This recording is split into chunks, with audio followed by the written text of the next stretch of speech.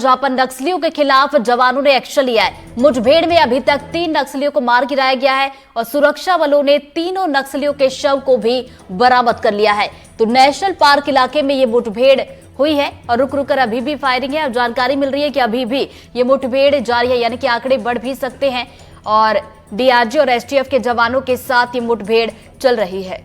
तो इस वक्त बड़ी खबर से आपको अपडेट करवा रहे हैं। बीजापुर से ये बड़ी खबर आ रही है, नक्सलियों के खिलाफ जवानों ने एक्शन लिया है और मुठभेड़ जो अभी हो रही है और इसमें जवानों ने नक्सलियों को घेर रखा है। अभी तक की अगर बात की जाए, जो मुठभेड़ हो रही है उसमें 3 नक्सलियों को मार गिराया गया और तीनों नक्सलियों के शव भी बरामद कर लिए गए हैं। चूंकि देखिए घेराबंदी यहाँ पर की गई है, नक्सलियों को घेरा है जवानों ने, ऐसे में ये आंकड़ा बढ़ भी सकता है चूंकि मुठभेड़ अभी भी जारी है। ज्यादा जानकारी के साथ हमारे सहयोगी पंकज सिंह भदौरिया जुड़ गया, सीधा उनका रुख करेंगे। पंकज, इस मुठभेड़ को लेकर अब क्या कुछ ताजा अपडेट आ रही है?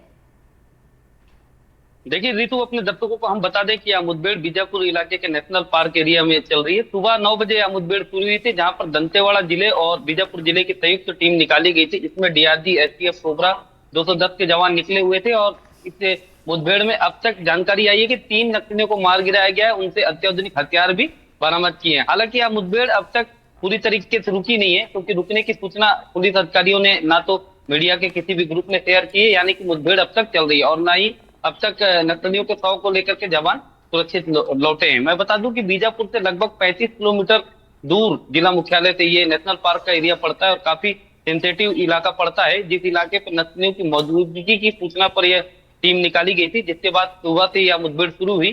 सबसे बड़ी बात है कि अभी कुछ 5-7 दिन पहले ही ऋतु नक्सलियों की एक प्रेस नोट आई थी, जिसमें उन्होंने शांति वार्ता जैसी बात लिखी थी और अब नक्सली अगर जमावड़ा बना करके कोई नुकसान बनाने की रणनीति को अगर अपना रहे हैं तो समझ सकते हैं कि नक्सलियों की किस तरीके के मंशा है। जी, नक्सलियों की अगर बात की जाए तो क्या कुछ जानकारी मिल रही है, कितनी संख्या में नक्सली मौके पर मौजूद थे?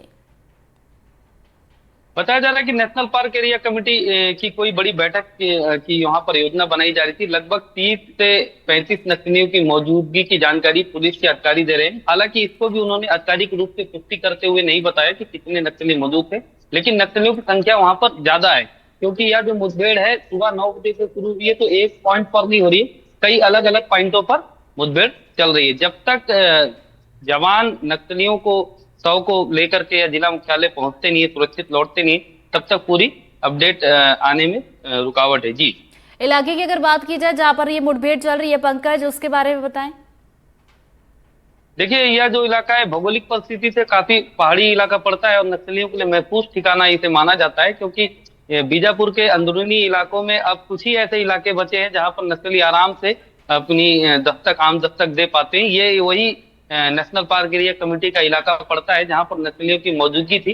हालांकि जवान अब नक्सलियों के हर उस कोर और नेटवर्क इलाके में पहुंच रहे हैं जिसे वो अपना सुरक्षित ठिकाना मानते हैं। जी, तो चलिए, मुठभेड़ अभी भी जारी, नजरें बनाए रखिएगा पंकज, आगे अपडेट लेंगे। फिलहाल बहुत बहुत शुक्रिया आपका तमाम जानकारी के लिए।